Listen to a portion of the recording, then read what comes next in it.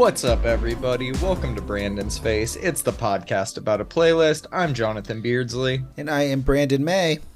We were off last week, so we have a lot to talk about this week. With that being the case, we'll be brief with the music news. All I have this week is that Kaskade just today announced he will be doing the first ever live show for his Christmas album with full band and vocalists at the Orpheum Theater in LA on December 20th. I think early access tickets are going up now.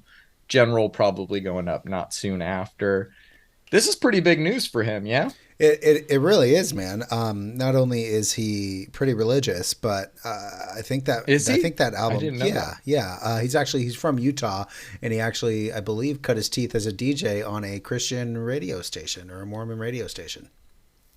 That is fucking weird, man. It really is, right? So I think this Christmas album means a lot to him, and I'm really glad that he's going to be able to express what he wants to with a live ensemble. He says that's pretty fucking cool. There's also just something magical about a one-off show around Christmas time. Last year, Amine did his symphony show in December in Portland, and like, even though it was not a show that featured Christmas music, it felt very festive, I should say, you know? Yeah. I think this is going to have a similar feeling.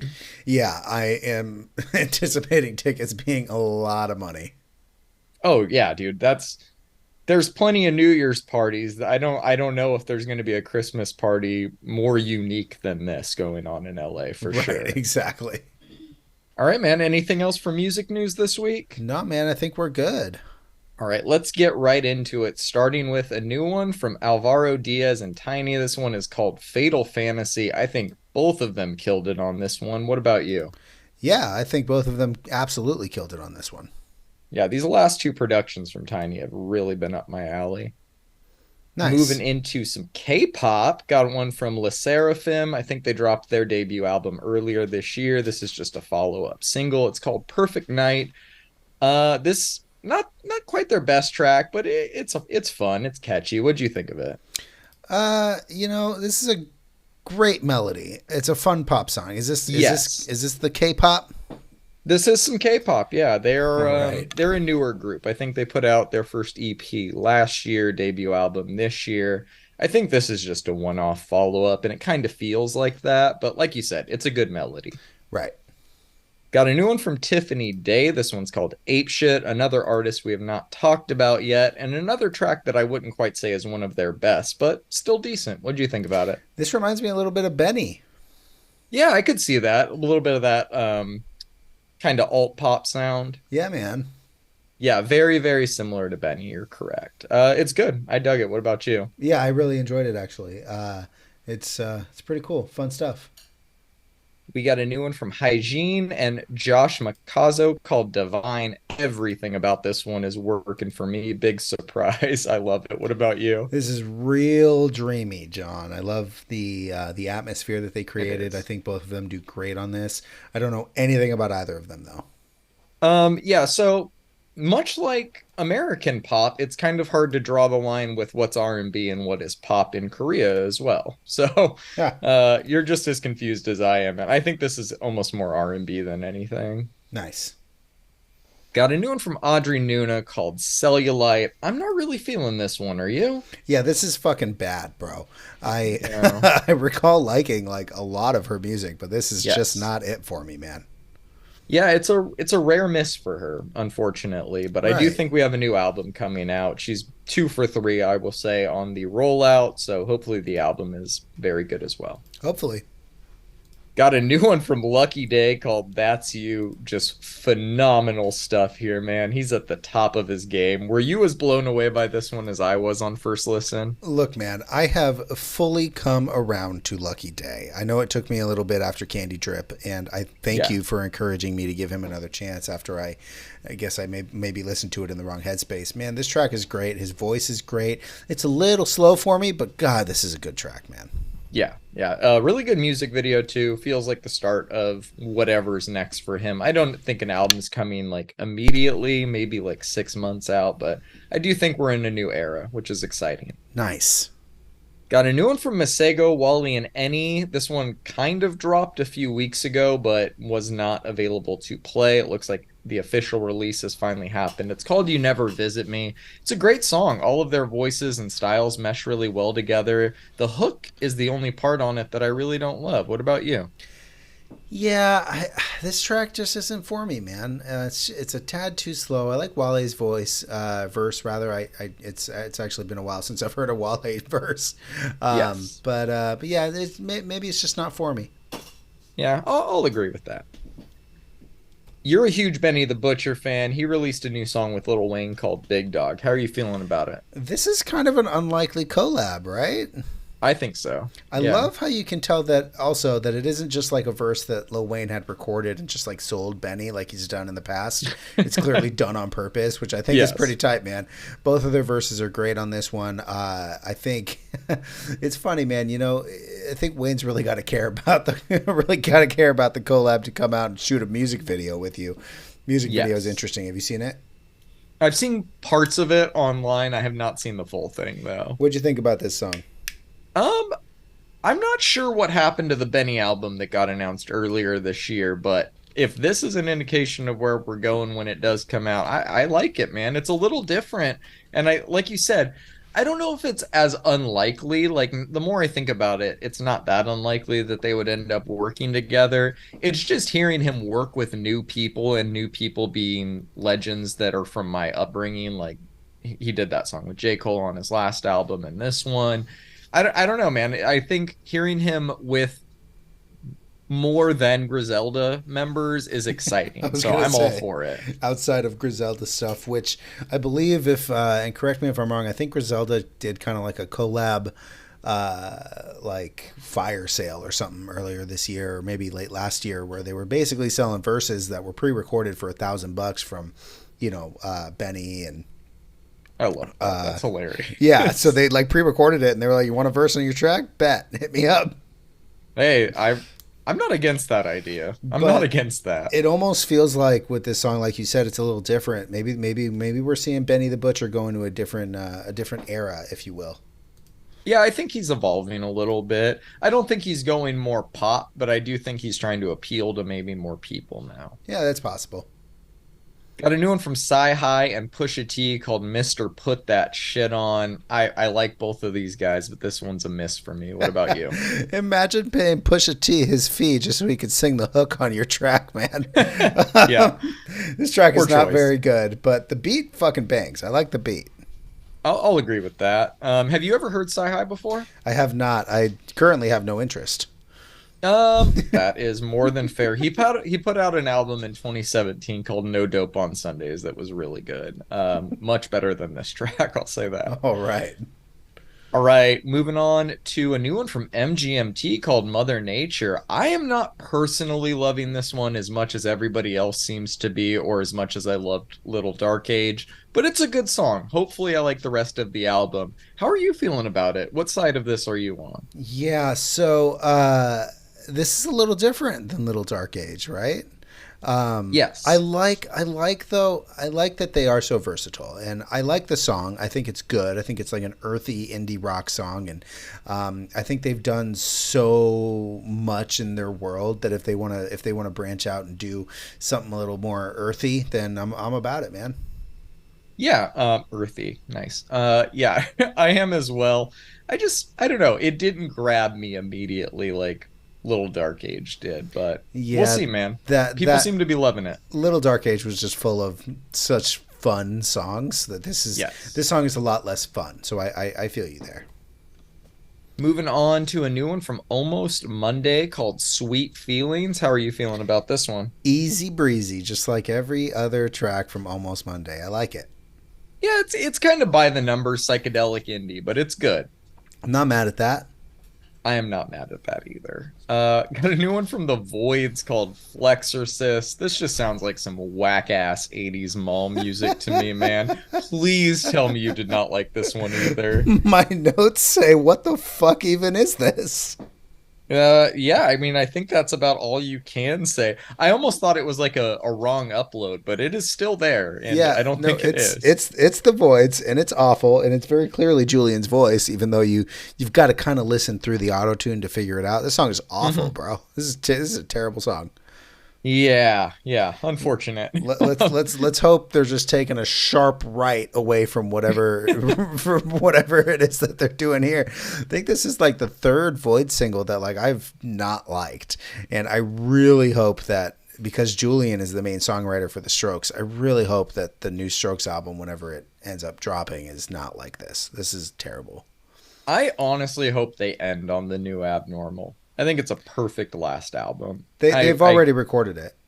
Is it with Rick? Yeah, it's with Rick Rubin. Okay. No, I mean, I love the new Abnormal, man. I listen to that album every week still. So Yeah, I'm on board, but this is not it, man. This is I mean, I liked the Blur album and didn't like the Gorillaz album, so maybe there's you can have both, yeah, it's possible. It's you possible. know? Yeah, Ruben went on a podcast and was talking about recording in Costa Rica with the Strokes. So I have a feeling it's all recorded. I think they are probably mixing, mastering, waiting for the right time, waiting for the tour. Wait, Yep. all of the minutia that goes into Waiting releasing for an the album from a machine. big from a Yep. big label.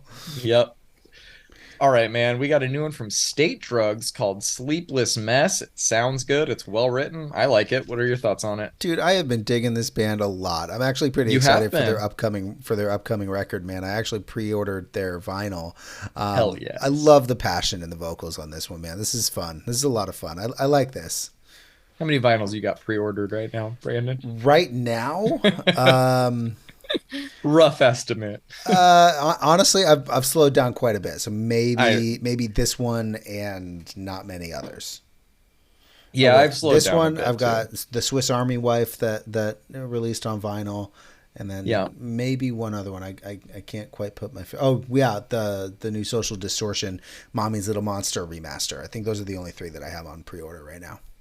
Gotcha. I think the only one I have on pre-order is the Caliuchis Orchidas signed one, There which you go. very, very stoked on Oh, that. I'm sure you are.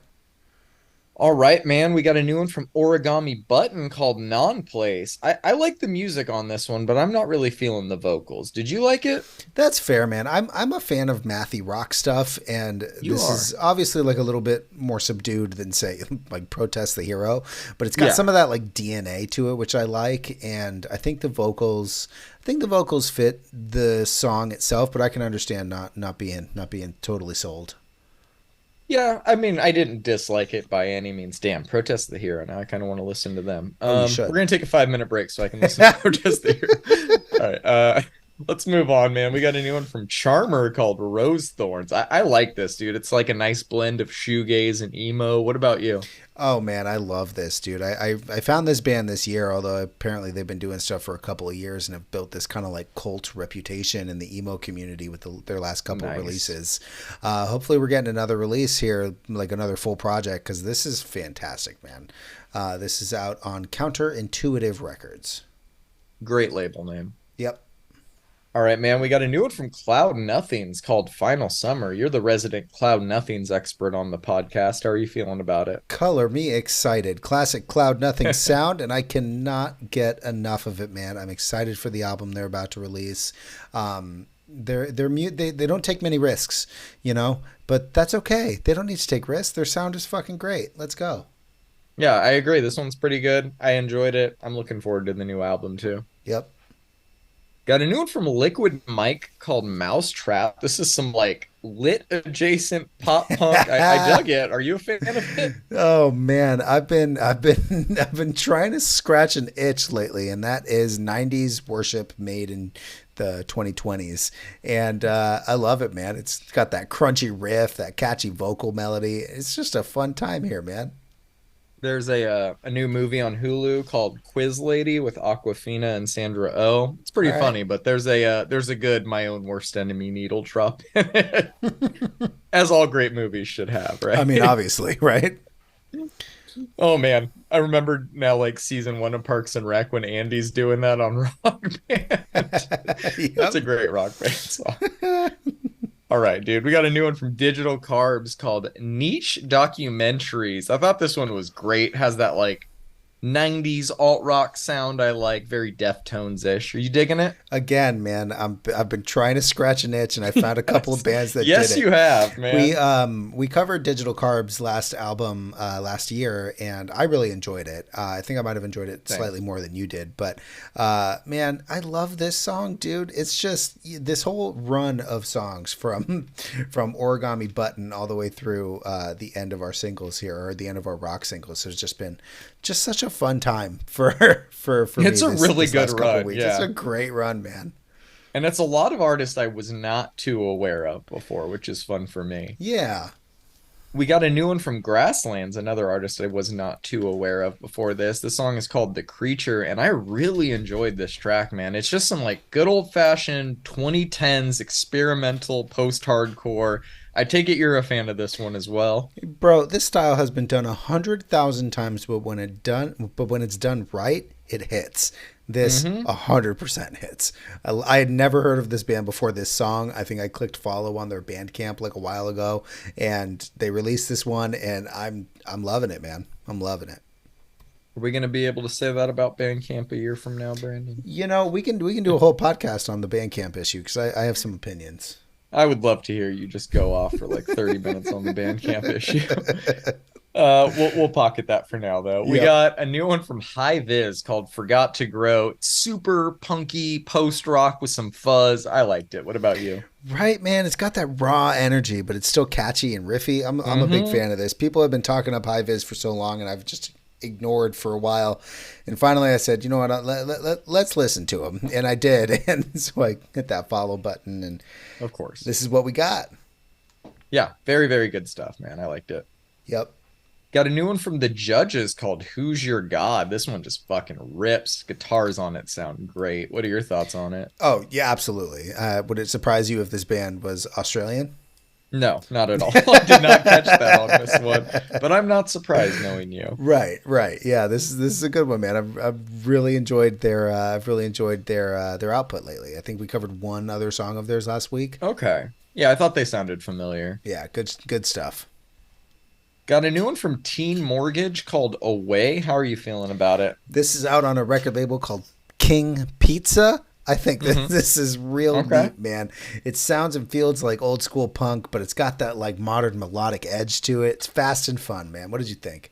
Dude, I thought it was excellent. I am loving all the punk this week. Man, it's loving new music and releases is kind of a labor of love because it really doesn't pay off for months. Because I did my punk dive, I want to say like 6 months ago, and I told you back then I was like, "Watch out, it's going to happen," and here it is, fruits of my labor.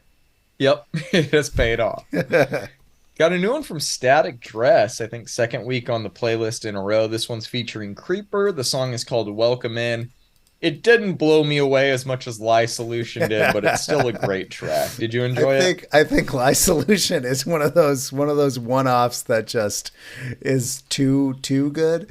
So Quite possible. they actually put out another Redux EP, but I just wanted to showcase this track specifically. I did like this song more than the other ones on this new EP, and they seem to just be like the perfect blend of this like weird and odd yet also sincere, and I think that that's kind of a hard fence to be on. They understand the assignment when it comes to post-hardcore, and I think they're doing it right, man. Carrying the Yeah, torch, if you will. same. I agree. Okay, we got a new one from Job for a Cowboy called The Forever Rot, and this one is outstanding, dude. You made our only metal single on the playlist this week count, dude. It is just so fucking good. I'm really excited to hear the new album in full. Lock it in for album artwork of the year. Jesus fucking Christ, Right? man. I am stoked on this one. What about you? Oh my goodness. This bass tone, man. Whoever mixed this album needs to mix every single death metal record of all time, man.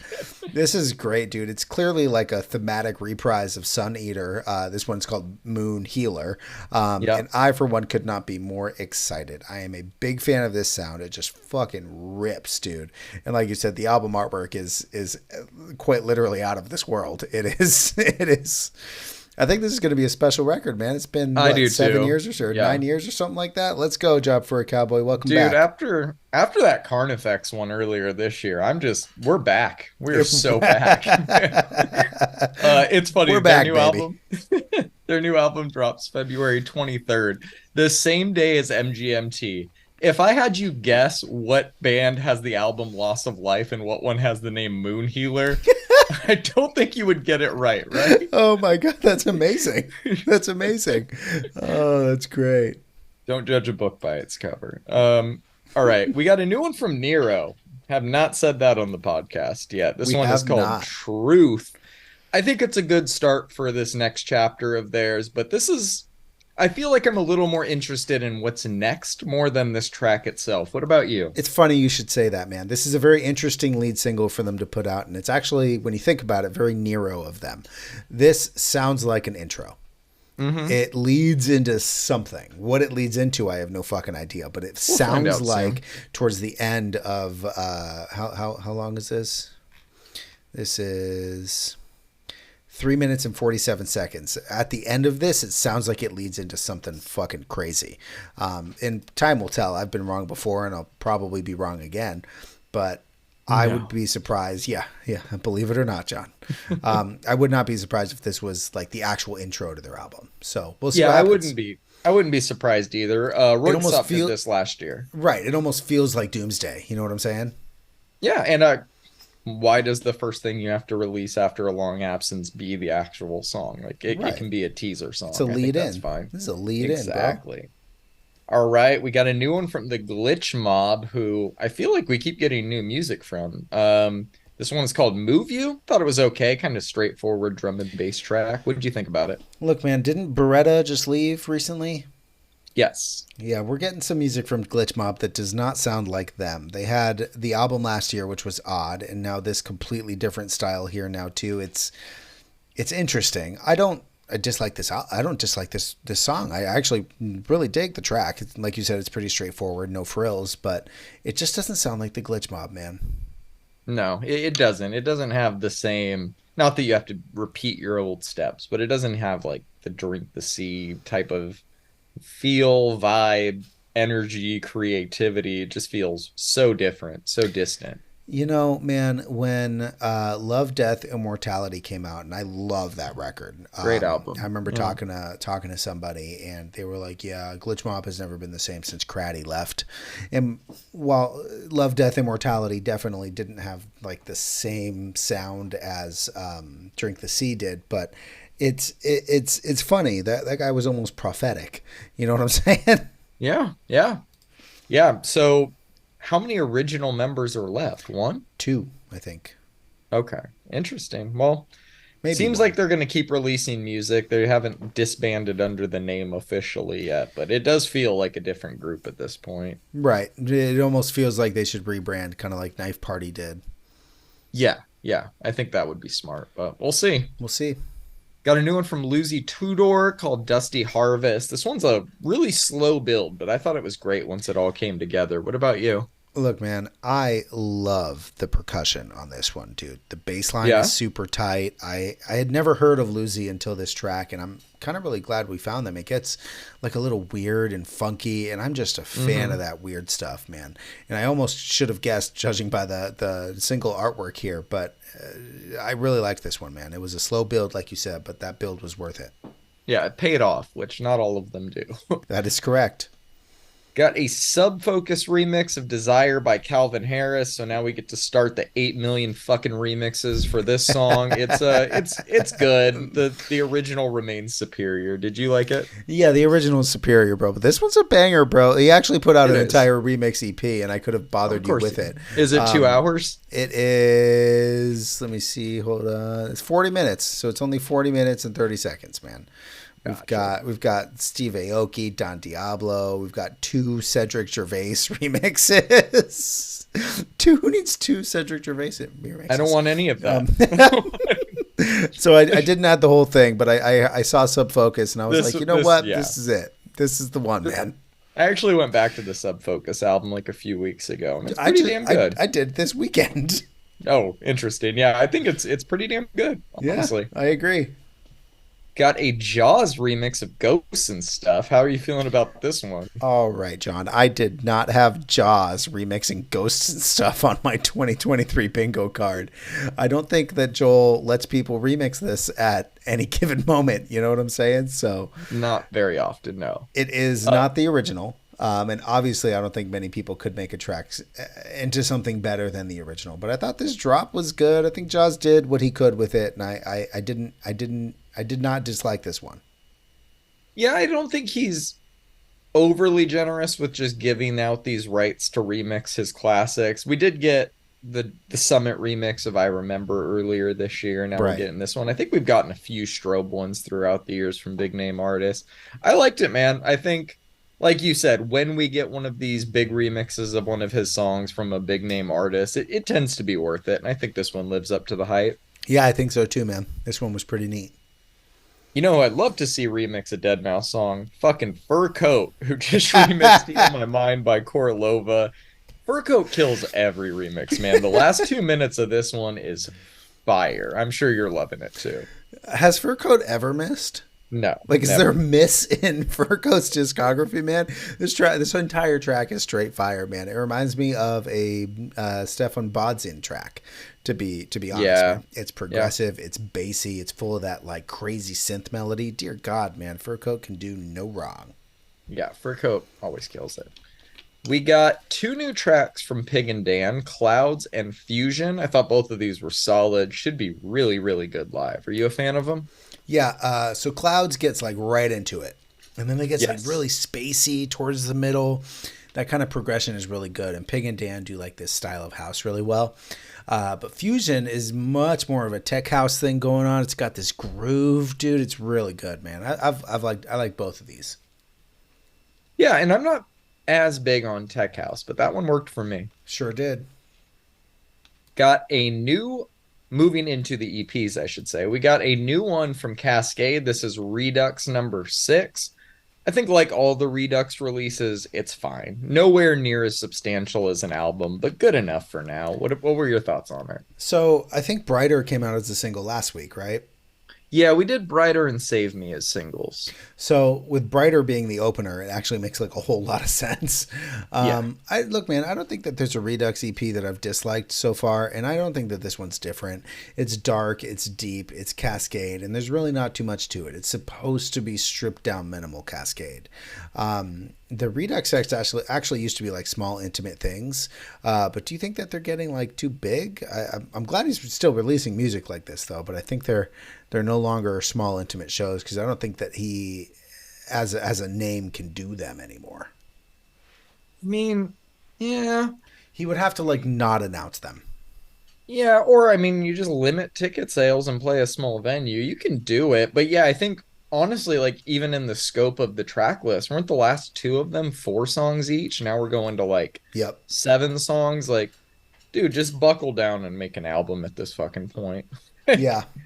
I guess he technically just did with K5, so that counts. But I don't know. It's interesting. He's just been in this weird holding pattern ever since like the Coachella headlining performance, I feel like, in terms of what's going to push his career forward. Like, he hasn't made a new album because he doesn't really need to. I don't know if that'll He push does his not career need to. forward at this point anymore. I think this is so typically when he does reduxes, typically it's because he's done something, and that's because I think he did the KX5 thing this year. So we'll see. We'll see what's next for Cascade.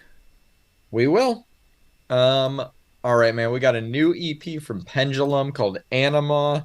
How are you feeling about it?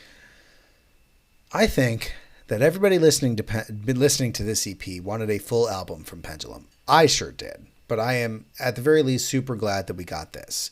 We covered Halo when it dropped, and I feel the same way about it now as It I was did your then. song of the week, yeah. Absolute banger. They are all bangers, though. Color Fast has Rob's voice sounding great alongside their signature drum and bass sound. Mercy Killing has more of that heaviness and that they brought in with Halo. Silent Spinner starts with like this beautiful horn intro and just like some deep bass lines, gritty vocals. Honestly, Silent Spinner is the weakest of the four in my opinion, but I did like Yeah. the entirety of this EP. Yeah, dude, I agree. I wouldn't say I enjoyed any of these tracks quite as much as anything from one of their main albums, No, but they still sound great and they do not sound contractually obligated to make this music. Like you said, correct. Halo's a fucking banger. You can't make that with a gun to your head. You have to make it when it Right. feels right. There's love. There's And love in there. there is, and I think that if they were able to lovingly create 4 songs as opposed to 12, let's just take it. Yeah, no, absolutely. Like I said, I would have preferred an album, but if they're not going to do it, let's go. I've been meaning to send you it, but have you seen the Taylor Swift cover? I'm sorry, of what? They covered Taylor Swift in like the BBC Live Lounge. I will send you it after this. We Oh can my throw it in the show God. notes. Let me That's see amazing. here. I've been meaning to send you that one for a while. They Oh, that's did funny. Anti-Hero. Oh my God. Yeah, they did. Let's go. All right, we'll throw that in the show notes.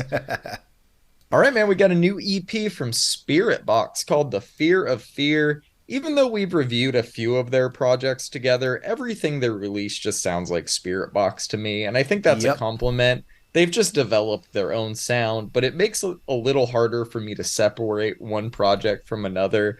That said, I thought Cellar Door absolutely ripped, and I enjoyed this whole EP. What about you? Same, man. I think Cellar Door is one of the best songs they've put out in a long time. I really liked that track. Jaded and Too Close, Too Late are a little like softer than we normally get from them, but Yeah. at the same time, I think it works because her voice is so pretty. I think they really wanted to showcase that a little bit more, and that's awesome, man. Yeah, like you said, Spirit Box has made like their own sound very accessible, like they have their own sound. And while I hope they branch off a little bit, I think they actually tried to do that a little bit here with those softer songs, and we'll see Yeah, I where agree. that goes. I typically don't like it when the metalcore artists tend to go a little softer, but I think her voice You can say is a day to remember. It's okay. like I say, a lot of bands.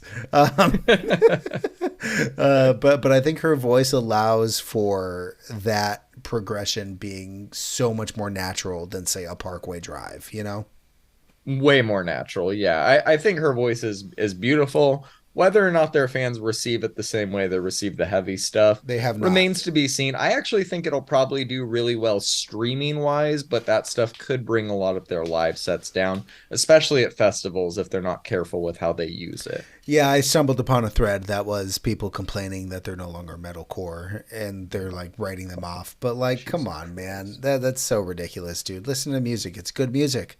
I love threads. Threads are so. I remember way back in the day when From First to Last dropped Heroin, and everybody was trying to like say it was still seen, and it was just the funniest thing. It's like, yeah, it's a Ross Robinson project. It's more like alternative than anything. But Right. man, people love to argue over the minutia of a genre. Just enjoy it. I know. All right, man. Clockworks 38. Alarico, talk to me about this one. Alarico was not on my radar until this week when I saw that Clockworks was releasing a new EP. This is Berlin techno, and it's done like super well. Yeah. Ben Clock, I'm sure, will be playing some of these in his sets because every single one of these tracks is a fucking banger. Yeah, dude. Very minimal, very shuffly. I liked it though. It was Right. really good. Classic Clockworks. Right. You know? Exactly. Berlin techno. File under Berlin. I'm pretty sure that anybody that's ever talked to you on Reddit about techno has been recommended Ben Clock by you at least once. My man, the guy just does it. He just You does preach it the right. gospel of Ben Clock for a I, reason, you I, know? I don't know what to tell you, man. We are stands. It's all good, man. Let's move on to the albums, starting with a new one from Jung Kook. This is his solo debut. It's called Golden. This both did and didn't live up to expectations for me. I think the singles were so good that I went into this expecting most of the album cuts to not be as good.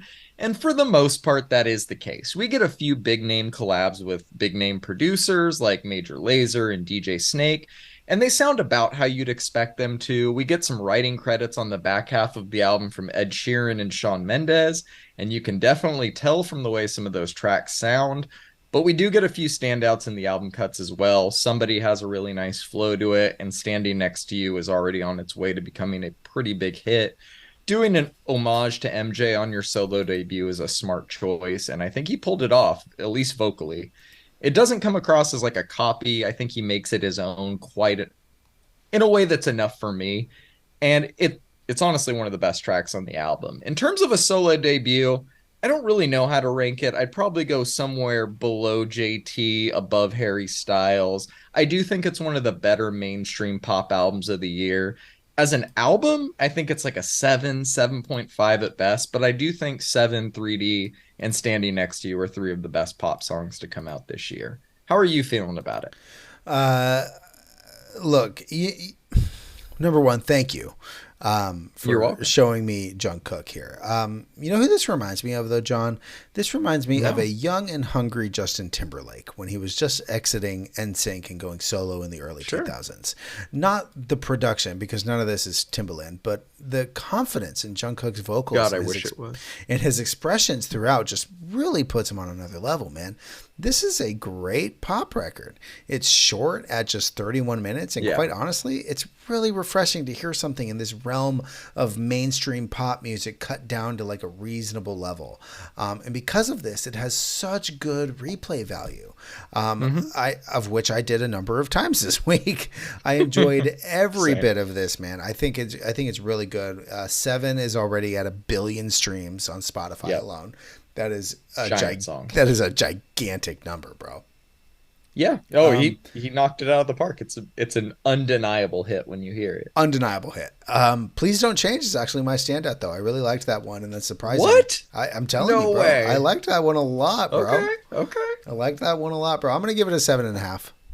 Yeah, I think 7.5 is the fair grade for it. But I think it's honestly like I said, it's kind of better and worse than the score indicates. Right. Um, It's a really good pop record, bro. yeah, no, he did what he needed to do for a solo debut, and really only time is going to give us context as to where it ranks. But Yep. like we said, we both brought up Justin Timberlake because there's so few comps of people that have been in the biggest boy band in the world at one point in their like teen years and then go solo. You know, Right. it's like Harry Styles, JT. There's really not a lot of others that fall into this. Right. And he's hungry. You can tell. Yes. Yeah, and he's fucking talented, dude. Vocally, man, Yep. his falsetto is insane. Like Absolutely it is so good. And he can do one thing a lot of American pop stars can't, and that's dance. And so like on Fallon, on all of these shows, man, those guys spend so much time in the dance studio that American pop stars do not, and you can fucking tell in their performances. Yep. No, this was a good one, man. Good, man. I'm glad you enjoyed it. Sure did. Got a new album from Brent Faiyaz called Larger Than Life. We always say that the scores that we give on this podcast don't matter, and they don't. But I wish I would have gotten my review for his last album right when I did it the first time, because I think I gave it a 7 or 8, but cooled on it like immediately after. That album's like a 5 or 6 to me at best now. I still think it's better than Fuck the World, but nowhere near as good as I thought it was on the first few listens. I went back to it for this review, and I think he did a really good job correcting the things that weighed his last 2 projects down. It's not a shock that cutting back on the amount of skits and male toxicity would make an album better. It's nice to see him actually make that change, at least somewhat. There's still some skits, some male toxicity on here, of course, but he did a much better job managing it this time around. Vocally, I think he's always been great, but it feels like he's just now kind of entering his prime, and his team of producers really stepped up their game on this one as well. That combined with just improved instincts, better sequencing, give us what is quite possibly his best project to date. It definitely gave us some of his best tracks to date.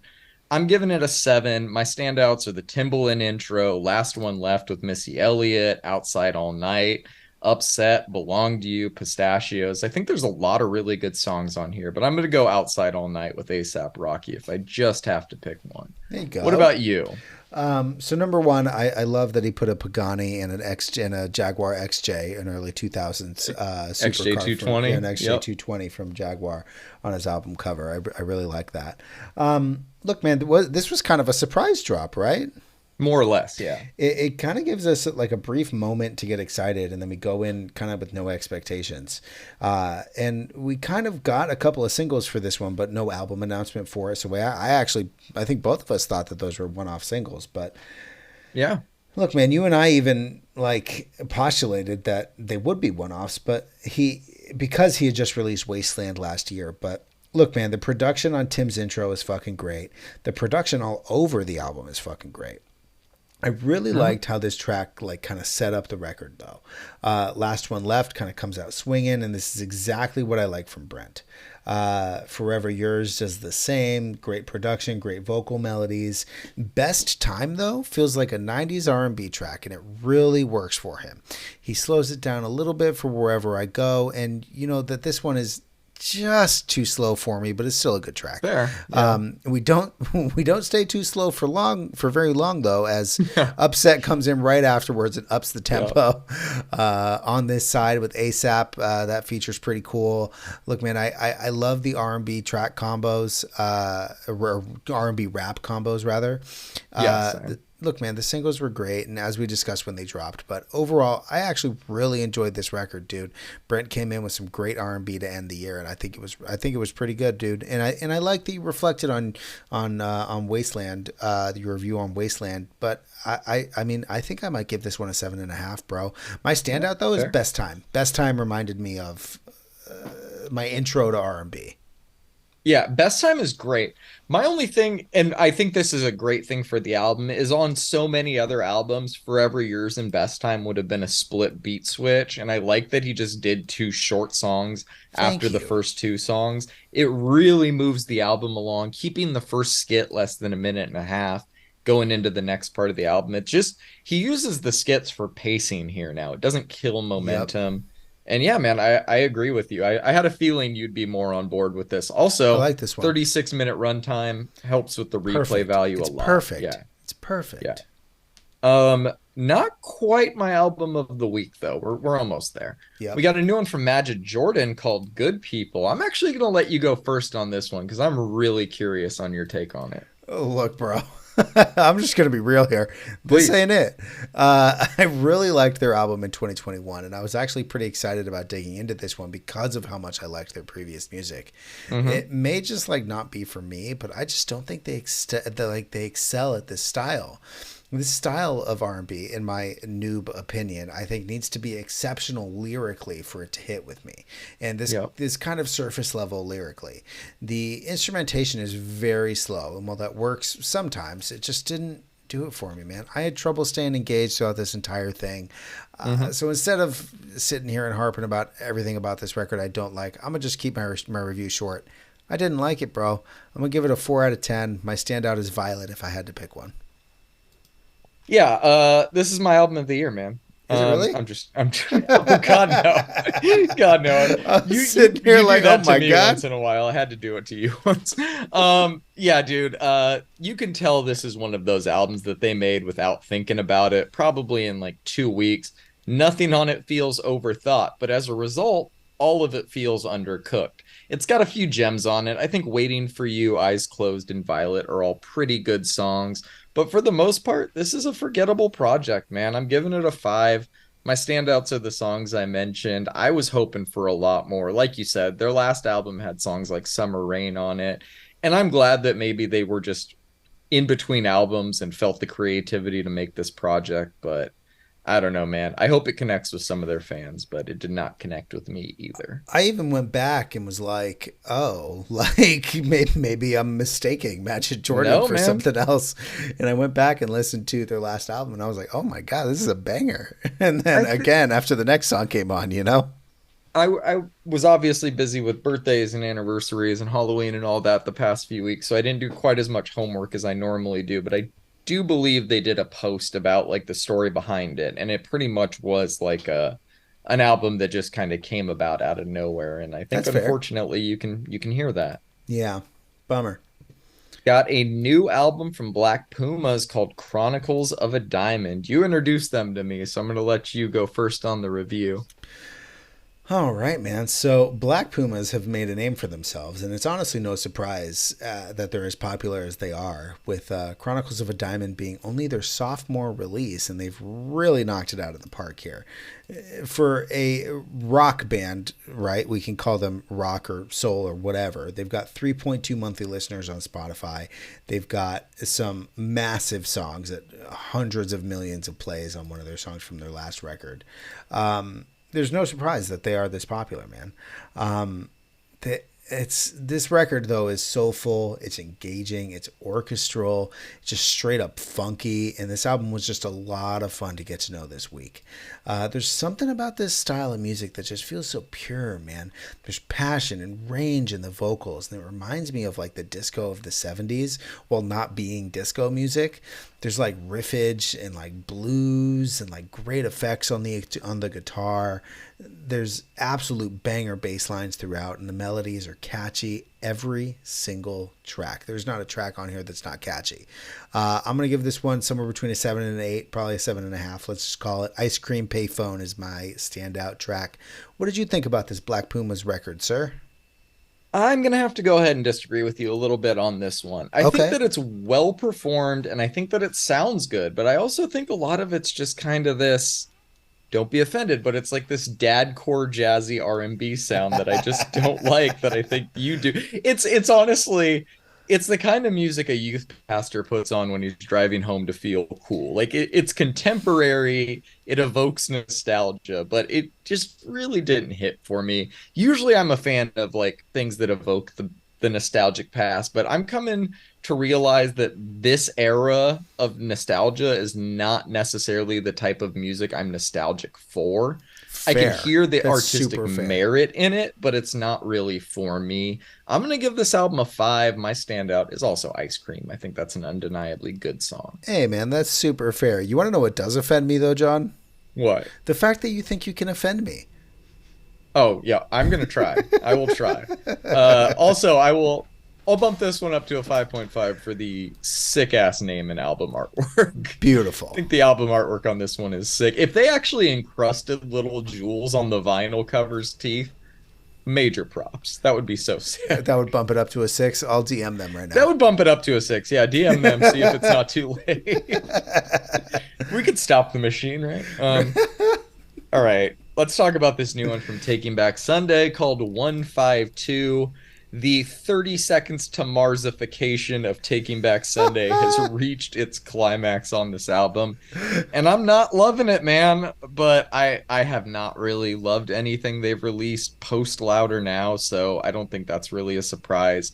After hearing the album in full, I think tracks like Amphetamine Smiles and Sold work out better within the context of the album and with everything around them, but I still just don't like the one or much that comes after it. I'm going to give this one a 5. I'm being a little generous there. My standout is Sold. Are you enjoying this era of Taking Back Sunday? Am I wrong? You're not wrong. Your opinion can't be wrong, just by definition.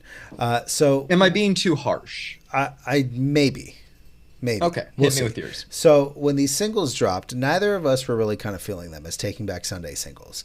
And I still agree that after hearing everything in the context of the album, because of the fact that it doesn't have that same vitriol or energy, nor any of like the Taking Back Sunday DNA of some of their most lauded works, we have though talked about their first 3 album run being one of the best in the last 20 years, and Yep. that absolutely holds true, bro. That Yep. from what is it, from Tell All Your Friends to Louder Now, is one of the best 3 Yep. album runs in rock music. Nothing will change that. There's no way. This does not fit perfectly into their discography, but after a week and a half of spins, I've actually come to appreciate this album, man. Adam's voice does sound good on this recording, which apparently has been hit or miss live lately, but it sounds pretty good throughout this record. Both Amphetamine Smiles and Sold being used as familiar album setups since we got them both as singles was an interesting choice to say the least. Sold is still an earworm. That chorus is definitely infectious. There are a couple of moments where their old sound kind of like gleams through, Yeah. like on the one and on the bridge on Keep Going. There's like a couple of moments where it's like, guys, just hold on to this. But overall, man, this album is far more pop rock than we've known them for, and that's okay, man. I fall into the trope a lot of times where bands will put out incredible records only for me to hold their new ones up to their old ones. And there are moments like on the chorus, like I Am the Only One Who Knows You, that remind me of like Kings of Leon. And that's something I would never Yeah. thought that I would say on a review for Taking Back Sunday record. It actually kind of works for them though, because they are doing this style pretty well. I think I like this album better than Tidal Wave, and I did actually enjoy my time with it this week. I'll agree with that. Although, because it's been 2 weeks since we've recorded a podcast, I did not listen to this one in about a week. So I wrote this review obviously about 2 weeks ago. So, or maybe about like Yeah, I think it doesn't have a long shelf life. I do think it it's doesn't. worth checking I'm out done for with Taking it. Back Sunday fans, but I think you're going to be done with it pretty quick. So my original score was somewhere between a 6 and a 7, but I think it's probably more like a 5.5 to a 6 for me. So we'll leave it at that.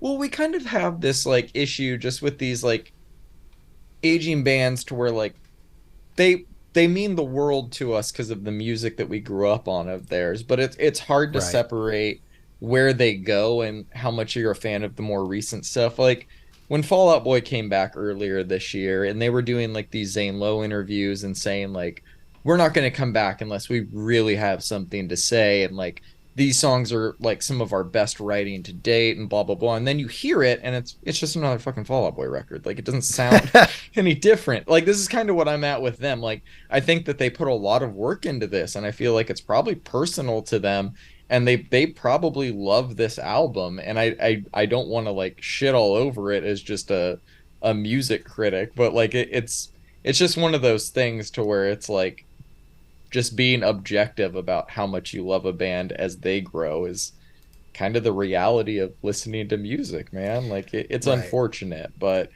like you said, man, nothing's gonna change that they have one of the best 3 album runs in all of my music history. So Straight up. where they go now, it doesn't matter. Like I feel like as long as they're happy with these albums, it really doesn't give a fuck what we think about them. I don't think anybody really gives a fuck about what we say, and that's okay. But I I didn't. care about what you say, Brandon. Aw, my my standout was The Stranger. I think that was a pretty good track, and obviously the first 2 tracks, Amphetamine Smiles and Sold, are earwormy. But here's what it is, man.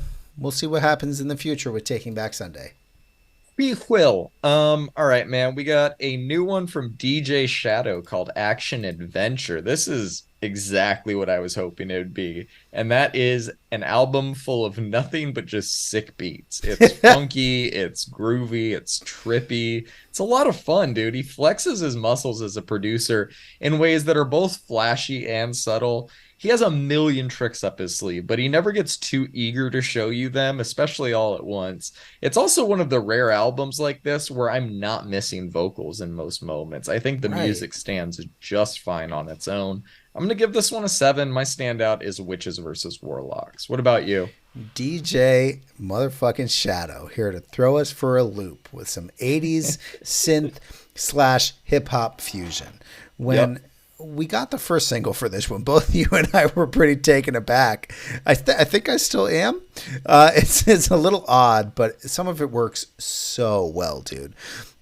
Some tracks don't work that well, but and in my opinion, the album's a little top heavy, but what I will Yeah. say is that this record is like a lot of fun. And I'm really glad that he dropped something like this because of tracks like Free for All, You Played Me, and Witches versus Warlocks all work so well, dude.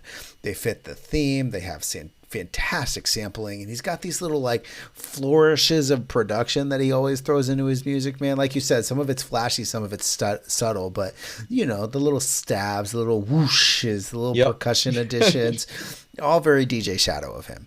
However, tracks like The Prophecy may fit better on another album. thematically it doesn't fit for me, Agree. and it's kind of like a weird break after a free-for-all, and I don't think anybody really needed the break, man. Just keep going. Followed up with like the odd track Friend or Foe, which fits so much better thematically, just doesn't really hit after the weirdness of what, like, the prophecy just fucking threw me off, man. I also did not like the track Fleeting Youth. I feel like it came completely out of left field. But I will say that I'm a huge fan of DJ Shadow Productions, and I'm super happy we got something from this year, even if the back half of the album didn't quite hit like I wanted it to. I think it's got a great album art. I think that the songs that I mentioned earlier are fucking awesome. But my favorite song is A Narrow Escape. That track is so much fun, It's man. a really good one. Yeah, it's a 7 for me. It's an easy, solid 7 for me. I'm glad you enjoyed it as well, man. Moving on, we got a new one from Kevin Abstract. This is his album Blanket. I had no expectations for this and still found it to be very disappointing. I wasn't even hoping for something that sounded like Brockhampton. I really liked his last solo album and hoped it would have a similar feel to that, but this is way different. I respect him for taking a chance on something different, but it is not for me. I'm giving it a 3. I do not have a standout. How are you feeling about this? Did the experimentation work for you? Here we have the newest Silver Sun Pickups album. Oh, wait. This is Kevin Abstract. I'll be the first one to say that I'm not super familiar with Kevin's solo work outside of Brockhampton, but I honestly just wasn't prepared for this, man. But going in without a whole lot of expectations, because like you and I have talked about on the podcast before, I'm not like a big, I never really followed Brockhampton, right? So Yeah. I actually think this album's kind of beautiful, man. I love the down-pitched acoustic sounds he uses at moments. I really love the shoegazy sounds he uses. It may sound like a Silver Sun Pickups album, but he does throw his DNA into pretty much every corner of this record. Blanket, though, has this riff that just fucking hits. The Grays has this like infectious melody in the chorus, and then that synth hits you right in the fucking face. This album surprised me a little bit, man. He's got some weird ones like Mr. Edwards that like clearly don't fit anywhere in any album ever, but somehow add to like the sonic experience. Sure. Most of this album is straight up dream pop music, just kind of made with shoegaze pedals, and I think it works pretty well, man. I was very surprised by how much I actually enjoyed this record. Although, like you said, it's real weird, and just on the album cover alone, I'm going to give this one a 5. My standout is Blanket. I'm happy / surprised you liked it more than me, but yeah, it's it. I would It's say his weird. solo stuff is not too different from Brockhampton. It is mostly him rapping. It's maybe a little poppier. This is way left field. This is kind of like the last Yachty record. Like this is a This is almost weird. complete departure. Yeah. I maybe it'll grow on me if I ever revisit it, but man, my immediate reaction was not good. All right. All right, man, let's move on. We got a new King Gizzard album. This one is called The Silver Chord. We've been waiting for it. Did it live up to your hype? Excuse me. Here we have King Gizzard and the Lizard Wizard's 25th album in just 10 years. This band has come to be ubiquitous in the music world, and they have something for basically everybody, right? Well, They didn't have an electronic record, but now they do. The Silver Chord is an interesting one, and to be honest, I don't even really know why they put out the regular version, man. One of my favorite things about this band is that Talking about this all week. one of my favorite things about this band is when you can tell they're like really in sync with one another, and they just start jamming and they get into like this flow that like doesn't make sense at first, but then it all comes together. And the original mixes don't have any of that DNA, but the extended mixes on this one most definitely do. The 3-minute Thea track turns into a 20-minute epic that just meanders and travels through different areas of electronic music. And around the 9 to 12-minute mark, you can tell that they're just fucking jamming out and feeling the music and the ebb and the flow. And that is exactly what electronic music has always been about. They clearly got the assignment right on the extended mixes. Set is still a fucking banger. Just longer and more jammy on the extended mix. They play with sounds that they never have before and instruments that they probably aren't super familiar with, but they still manage to put out a really cool album, man. The samples from other records of theirs are pretty cool as well. Now let's talk about what I don't like. I don't like that they put out the regular mixes at all. It seems off brand. The tracks are edited and cut in a way that like removes all of the life from them. If this was the only version of this album available, I would not like it. It would be a 4. Stu's vocals actually kind of take away from it for me on this one, like throughout the album, even on the extended mixes, man. When it's just the instruments just fucking going, this album is at its absolute best. I would love for an instrumental only version of this one, maybe like was just some of Stu's sample chops. And finally, I get why people don't like this band. They have a way of using melodies that are so fucking close to other melodies that they use. And while they find some fun grooves and it follows a lot of the same formula they use on albums like Polygon Wonderland and Nonagon Infinity, I think that this style of melodic interpolation really works for them. At certain moments, though, it can sound grating, especially with these new instruments kind of following those same melodies. Mm-hmm. I did like this album, man. I listened to it a bunch, and while it wasn't exactly what I wanted out of them, there are moments that really work, man. I really hope they do another electronic album in the future. I think that they were on the cusp of something really cool here. If I am just grading the regular mixing one, I'm going to give it a 4. If I'm grading the extended mixes one, I'm going to give it a 6.5. My standout, though, is Swan Song. I think that song is fucking awesome. What are your thoughts on this record? Yeah, dude. I mean, you really just said it all. I like the album more than I liked the singles, but I still don't love the album, especially compared to how much I loved Petro Jagronic.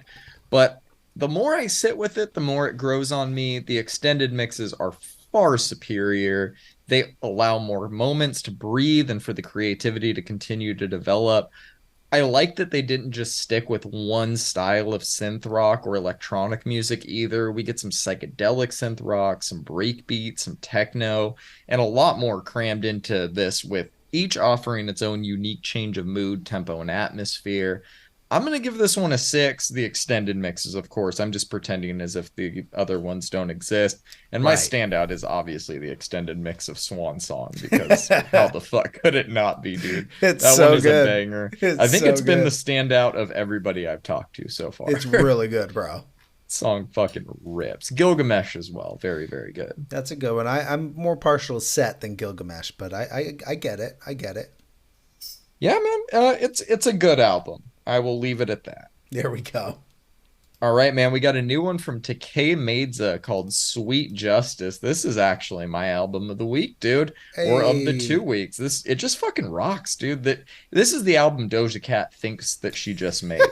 You know, her last few EPs were great, but she really put it all together on this one. Pop, rap, R&B, everything in between. She can do it all. She could do it all at a very high level.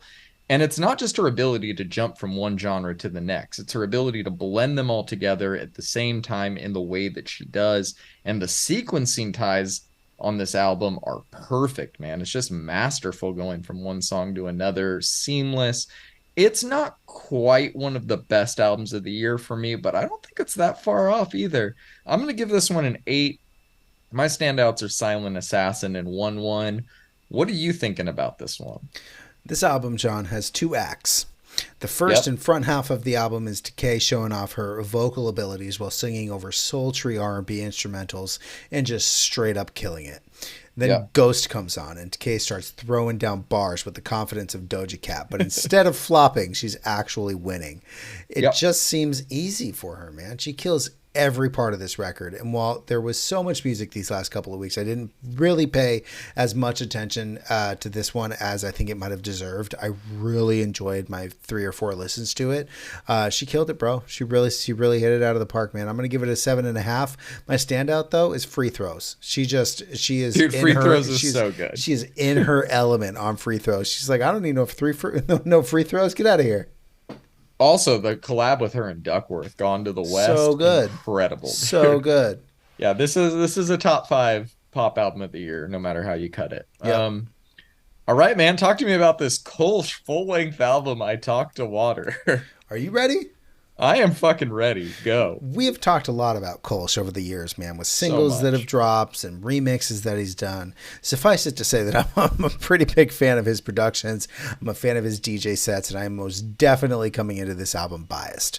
Now that that's out of the way, I really fucking like this album, man. The Big surprise. melodies, the grooves, the bass lines, the incorporation of strings, very ever so sparingly into this album, just fucking speaks to me, man. On this sixth studio album, we get a more matured melodic sound than we have in the past, and it wastes no time to getting to that point with the opener, I Talk to Water. It's got this vocal melody courtesy of Perry Farrell, which adds dimension to the track. Following this up, we get Dreams, which just starts with this magnificent bass line. It's just this crazy melody. And this is most definitely a formula that repeats itself throughout the record. But for me, it never gets stale. The little flourishes that he puts into every track, the unique bass lines with the added touches of vocal melodies throughout the album just fucking work for me, man. Pet Sound is a phenomenal tech house jam. Kempo has Kölsch at some of his best synth work. The way he creates the atmosphere here is just serene. This dude is just a masterclass in melody progression, and there's not one miss on here for me, man. Even with the odd vocals on "And Amazing," as is tradition, Kölsch kills this and pretty much everything he touches. I'm going to give this one a 9. Pet Sound is my song of the week, and it's my standout for this record. What did you think about it, John? I thought we agreed to not talk about Animazing again, Brent. um, all right, man. I am unbiased, so I'm gonna say that it's okay. We've reviewed so many Kölsch singles that the thought of him doing a full-length album doesn't really cross my mind. It took a second to adjust to hearing this much of his music in like a long format. The album is a lot more of the same in terms of what we've come to expect from him. It's a little sleepy at times for my taste, but I wish that we got a few more moments that maybe pushed the envelope a bit or just to mix things up. But there's some really, really good songs on here. The album as a whole starts off really strong before it starts to trail off for me. It's not one I'm going to rush back to, but I did really enjoy it. Great album artwork, too. I'm going to give it a 6.5, maybe a 7. My standout is actually Pet Sound on this one. That's the one I keep coming back to. That's the one, bro. That's why it's my song of the week. Yes, yes, of course. Yeah. Yep, it's a good one. We didn't say we were going to do album of the week officially yet, but I assume this is your album of the week. No, No, what is? we Coming up? haven't we haven't gotten to it yet. All right, then let's keep rolling, man. All right, we got a new one from The Kills called God Games. We've been looking forward to this one. I thought this was very good. A lot of their music has a very similar cadence and vibe as Marion Hill, despite being a completely different genre entirely. The way they infuse bluesy garage rock into this sultry pop energy results in an end product that I think is both simple and kind of mesmerizing at times. These aren't long songs, but they're easy to get lost in. There's so much atmosphere, there's a lot of texture to everything they do.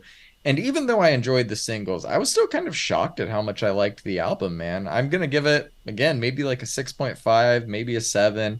My standout is LA Hex. That's the one I'm enjoying the most. What about you? That's good, man.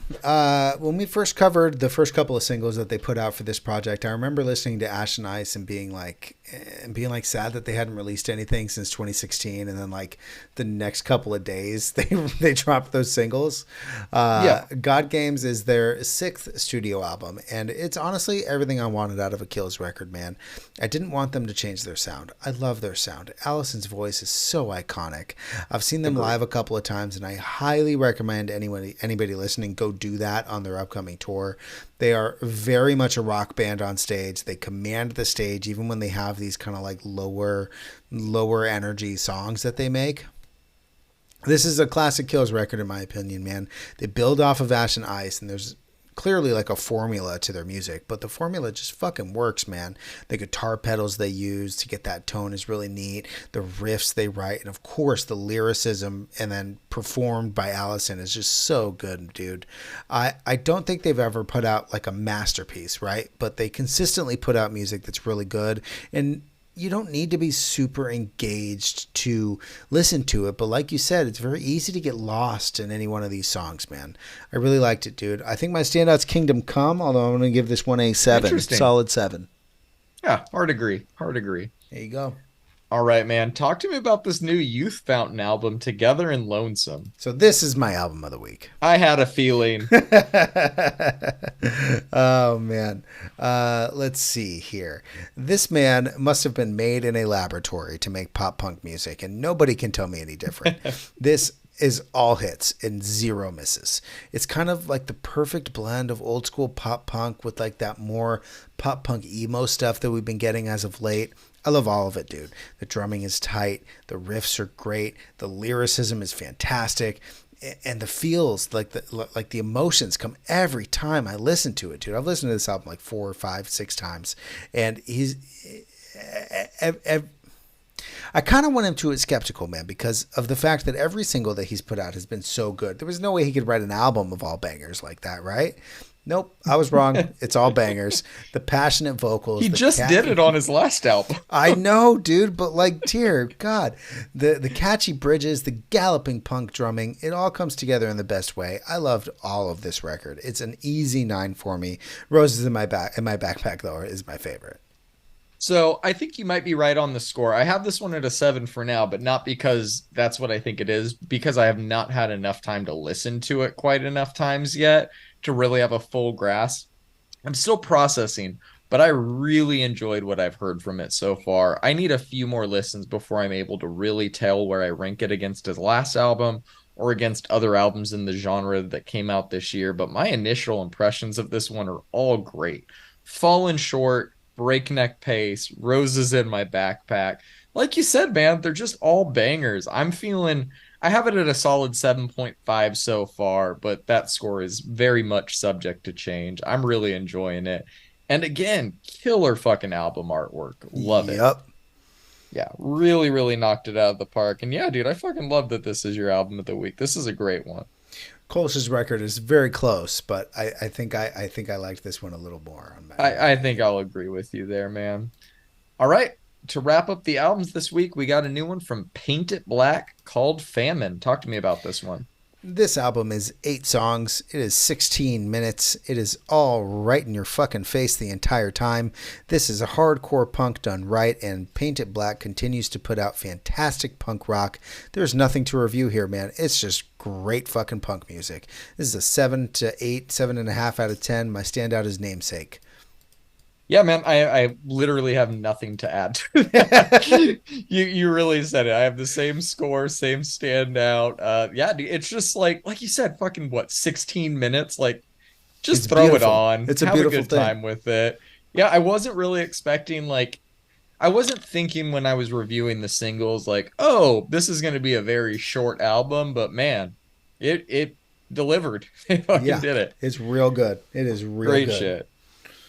All right, that does it for us this week. Be sure to join us next week when we will be talking about a few releases that we haven't had a chance to review yet, plus new ones from Drama, Pink Pantheress, and much, much more. You can find us on Instagram and Reddit. Just search Brandon's Face Pod. And don't forget to follow the playlist that this podcast is based on if you aren't already. You can find the link to that in the show notes. We'll see y'all next week. Peace.